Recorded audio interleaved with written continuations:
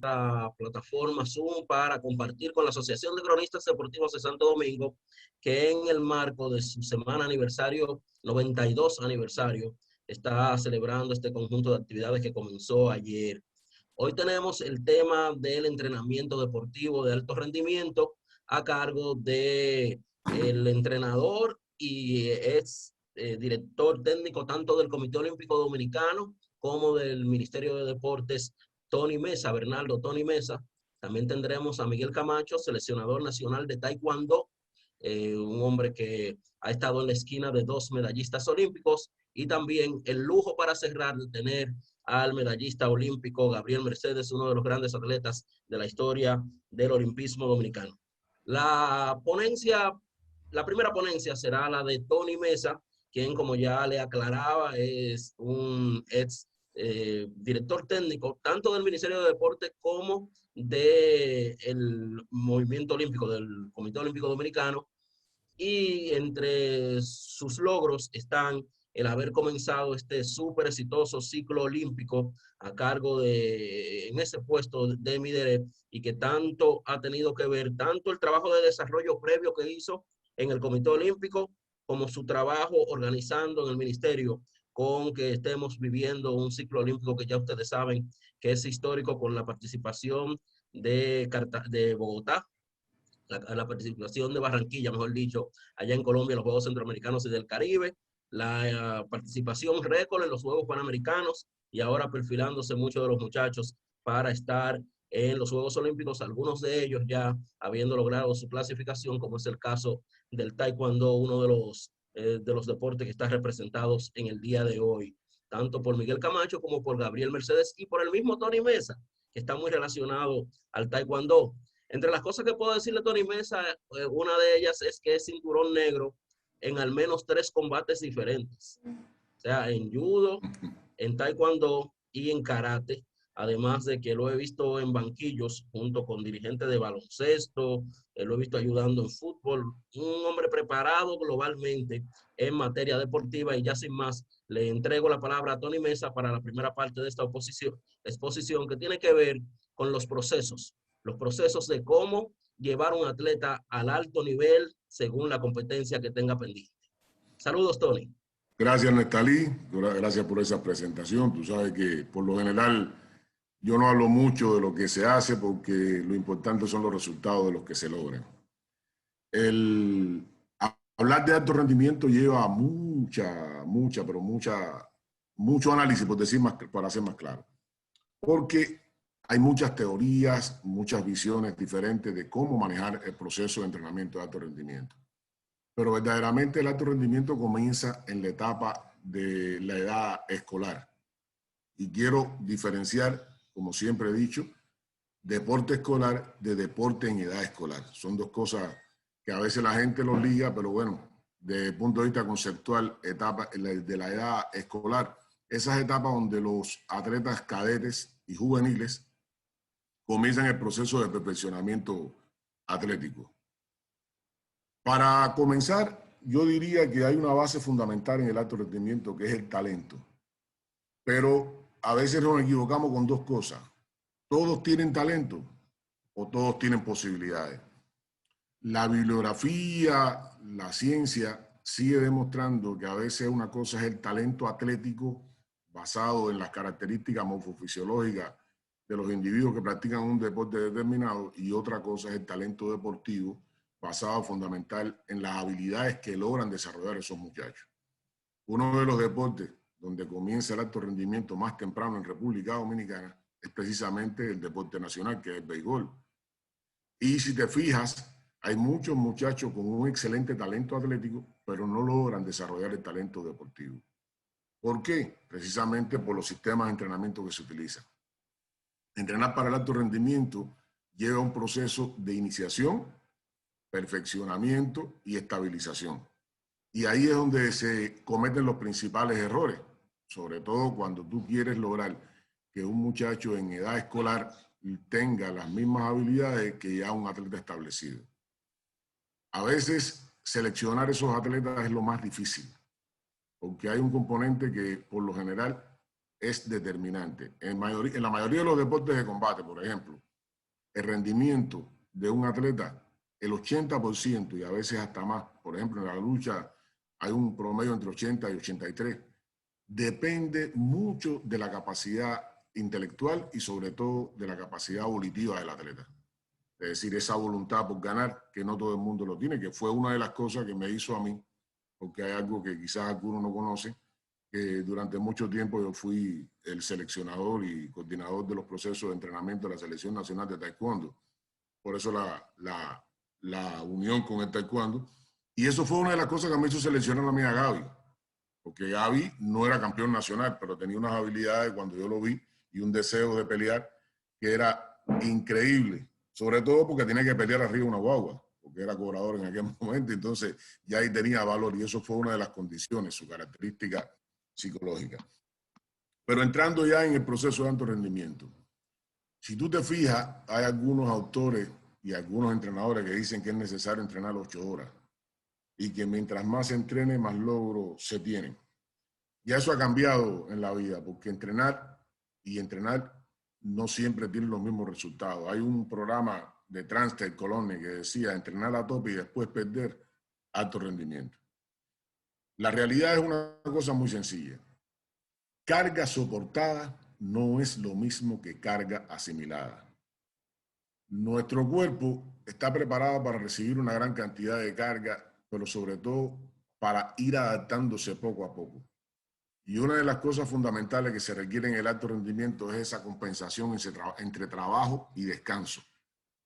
Cuando tú entrenas y no descansas, hay una ley biológica que se llama la ley de Scheele o ley de supercompensación, que no logra desarrollarse y por tanto los resultados se ven inversos. Hace ya muchos años, en Alemania se hizo un estudio de los procesos de entrenamiento de carga lineal. Y si pudiera presentarse gráficamente, imagínense que con muchos de los que estamos ahora aquí presentes, hemos visto que hay entrenadores que te ponen una carga, por ejemplo, 1 kilómetro hoy, 2 kilómetros la próxima semana, 3 kilómetros la otra semana, 4 kilómetros la otra semana, y sigue creciendo de manera ascendente. Llega un momento en que el organismo se estabiliza, no crece más y viene la caída. ¿Qué trajo como consecuencia eso? Que empezaran a verse, ya más bien en los años 60, comienza a plantear un sistema de entrenamiento donde hubiera ondulación de las cargas. Tú subías, después bajaba, subía, bajaba y la capacidad de trabajo iba subiendo continuamente. Y eso han sido de las cosas que generalmente han ido cambiando el sistema de entrenamiento en República Dominicana y que tratamos de imponer o de inducir, no de imponer, de inducir en los entrenadores dominicanos a través de los procesos de preparación. Porque existía el concepto de que entrenabas bien fuerte y cerca de la competencia le dabas un descanso y los muchachos podían competir. Déjeme decirle que cuando tú dejas de entrenar una semana pierdes el 10% de la velocidad adquirida y aproximadamente entre un 7 a un 12% de la fuerza adquirida. Porque lo más difícil de lograr en el entrenamiento precisamente son las capacidades de fuerza y velocidad. Y es lo que más fácil se pierde. Y lo más fácil de lograr es la resistencia. Por eso algunos entrenadores dicen que la base de las demás capacidades físicas es la resistencia. En ese sentido, los nuevos sistemas de entrenamiento le dan mucha aplicabilidad a la fuerza, porque algunos autores consideran de que la fuerza se garantiza el desarrollo de las demás capacidades, pero se pierde muy fácil. Esa es una de las formas también de ver cuando un atleta está perdiendo la forma deportiva o cuando se está desentrenando. Porque cuando tú o mejor dicho, cuando estás sobreentrenado, para ser más claro, cuando tú te sobreentrenas, se invierte la pérdida. En vez de perder primero la fuerza y la velocidad, lo primero que pierde es la resistencia, después la fuerza y después la velocidad. Fíjense qué contradicción, pero es una forma de tú darte cuenta si el entrenamiento que estás haciendo tiene la calidad adecuada para que el atleta pueda soportarlo. En otro orden, hablando del tema de los procesos de entrenamiento, en la actualidad todavía hay muchos entrenadores que le ponen una cantidad de carga a los atletas sin darse cuenta que siempre que un atleta entrena, hay micro lesiones. Porque cuando tú haces ejercicios muy intensos, se generan micro lesiones que obviamente tienen un proceso de recuperación y de adaptación. Imagínense que un atleta de alto rendimiento puede lograr, producto de algo que se llama inotropismo cardíaco y aumento de la hipertrofia, puede lograr que su corazón lata hasta 270 latidos por minuto en un proceso de entrenamiento máximo, de máxima intensidad. Eso para un corazón normal es una taquicardia paroxística. Pero en un minuto ese mismo corazón logra tener 120 latidos por minuto. Un ejemplo de eso lo tenía Luis Benítez, que fue medallista mundial de taekwondo, campeón, medallista panamericano varias veces. Luis Benítez alcanzaba 270 latidos por minuto y al minuto ya estaba en 120, 130 latidos por minuto. Su capacidad de recuperación era muy amplia. Gabriel, en mediciones que toco el tema de ellos dos, porque bueno, uno de ellos está aquí presente. Gabriel, en mediciones que yo le hice antes de los Juegos Olímpicos del 2008, que tuve la posibilidad de trabajar directamente con él, llegó a alcanzar 246 latidos por minuto. Y en un minuto se llegaba a 110. Eso era algo increíble. Para una persona normal eso no es tan fácil. Imagínense ese corazón si deja de entrenar rápidamente, ¿qué puede ocurrir? Tiene un proceso de adaptación lentamente.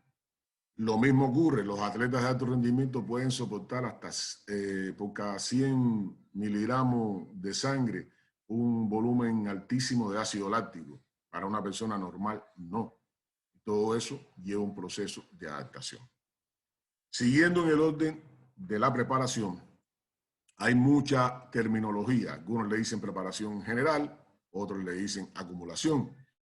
Algunos le dicen preparación específica, otros le dicen transformación, y algunos le dicen preparación competitiva y otros le dicen realización. Por eso ahora, en términos de planificación, hay un sistema que se llama ATR, que es acumulación, transformación, realización, que es lo mismo que preparación general, especial y competitiva.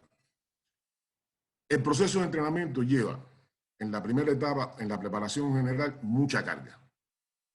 Pero esa mucha carga, es bueno que ustedes lo tengan muy presente, esa gran cantidad de carga, es general para los atletas que están con poco tiempo en el alto rendimiento, es decir, en el proceso de iniciación y desarrollo.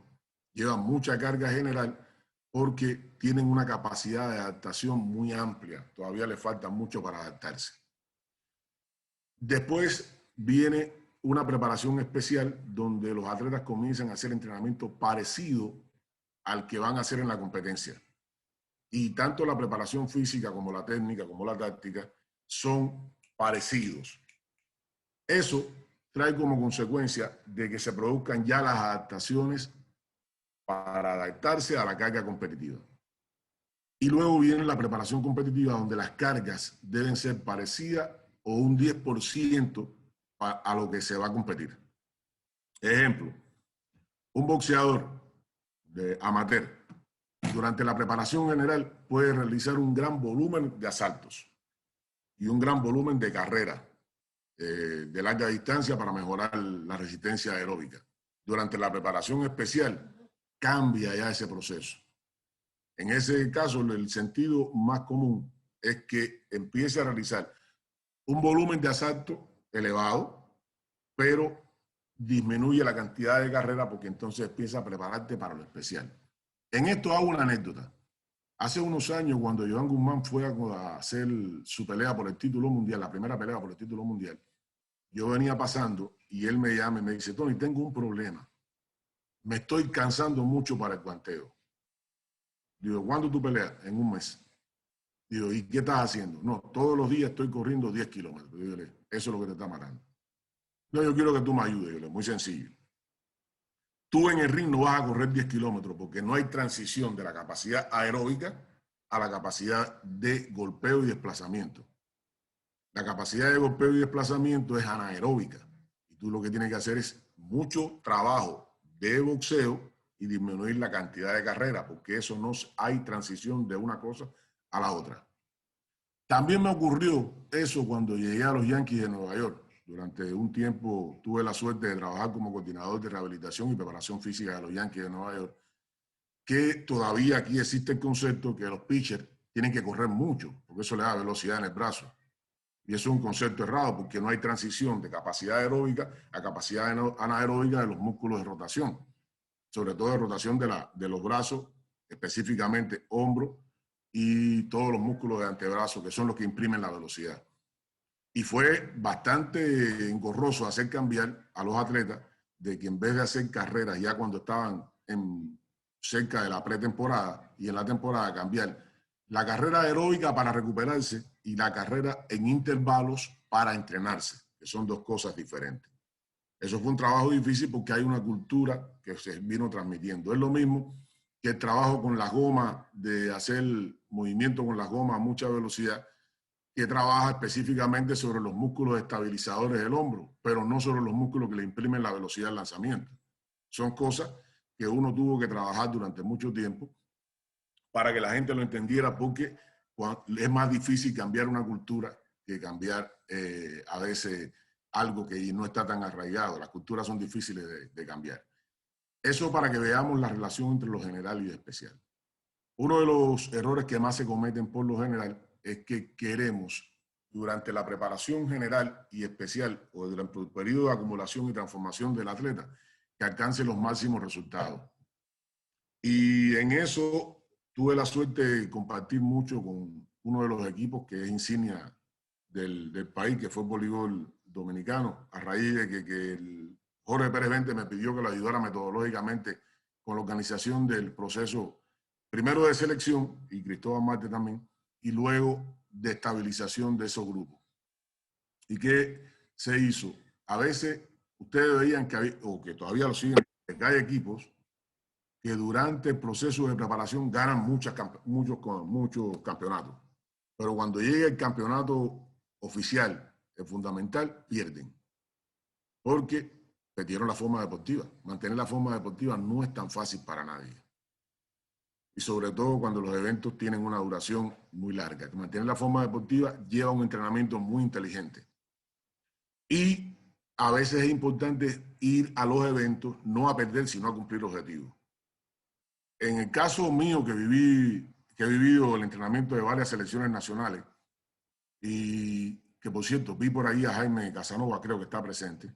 Jaime Casanova a mí me dio la oportunidad de trabajar con el equipo de judo en el año 99-2000, con Pedro Figueroa. Y se vio el resultado rápidamente con muchos cambios que se produjeron. Y eso hay que reconocerlo. Jaime siempre fue, y esto no es haciendo una apología de Jaime, siempre fue un tipo atrevido que siempre quiso hacer cambios en todo lo que lo rodeaba desde el punto de vista de entrenamiento.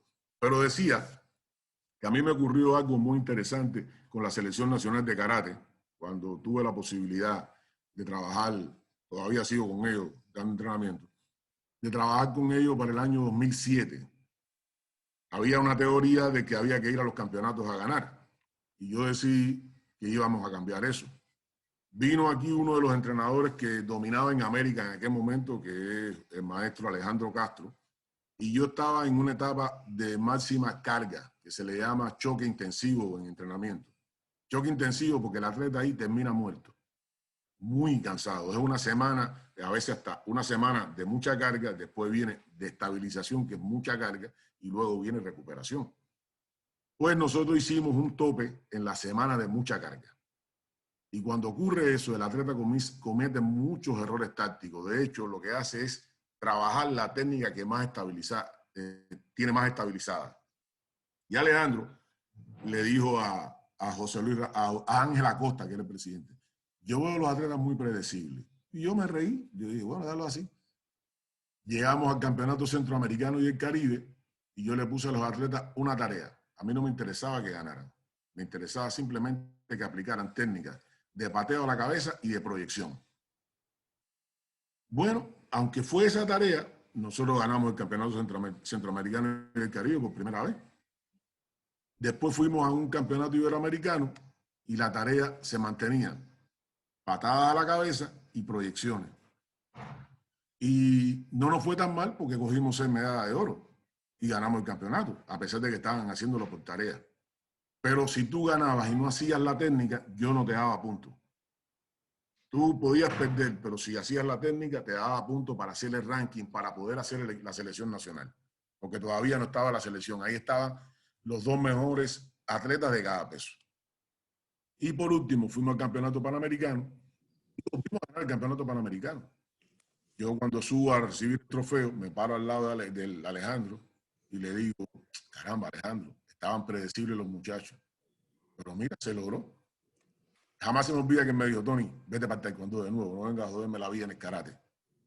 Y ahí se estableció, tenemos una gran amistad, pero fue de las cosas de cambiar el concepto de que las competencias, hay competencias que se llaman competencias preparatorias, que no se va precisamente a ganar, sino a lograr objetivos. Esa la extrapolo también al béisbol, ya que yo creo que vi a Fernando Ravelo también por ahí, que son 2. 3 minutos, Tony. Sí, que son 2 historias del béisbol. Una vez Pedro Martínez fue a hacer el trabajo de lanzamiento al Estadio de la Normal, nosotros íbamos a salir ya para los entrenamientos. Y Cristian Guzmán y D'Angelo Ramírez le sacaron la bola 2 veces a Pedro Martínez. Y todo el mundo hablando, que no sé qué cosa. Y cuando Pedro llegó al dogado, dijo, estoy trabajando esta recta, a ver si se me mueve, pero no se me está moviendo, porque mira cómo sacaron los muchachos. Yo me voy a ver si en el próximo inning ellos la pueden batear. Ahí en lo adelante no pudieron ver más. Es decir, que el objetivo de él era lograr trabajar un lanzamiento. Por lo tanto, su trabajo no estaba orientado a ponchar los muchachos, sino a lograr desarrollar esas habilidades.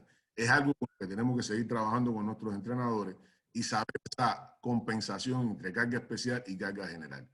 Por último, ya para cerrar, porque como te dije, hablar de alto rendimiento lleva muchas cosas.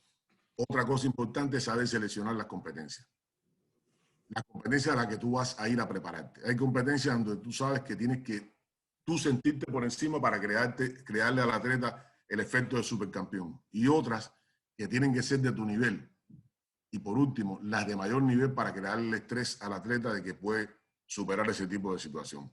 Eso fue lo que nos dio resultado en el proceso del ciclo, porque pudimos consensuar con los entrenadores y presidentes de federaciones cómo organizar eso y orientarlos también con el entrenamiento de altura, porque algunos de ellos querían ir a la altura sin tener el tiempo de recuperación, y generalmente la altura puede hacer mucho bien, pero también puede hacer mucho mal si tú por lo menos no tienes un tiempo de adaptación al llano. Son de las cosas sencillas que quería tocar del alto rendimiento, porque como dije en el inicio, es muy largo hablar de alto rendimiento. ¿Nestalí? Sí, gracias, Tony, por esta exposición. Fue Bernardo Tony Mensah, un técnico reputado que tiene, yo creo que ya 20 años en la República Dominicana, Tony. ¿Va por ahí? 24 y un nieto. Aportando al deporte nacional. Gracias, Tony, de nuevo. Y vamos a...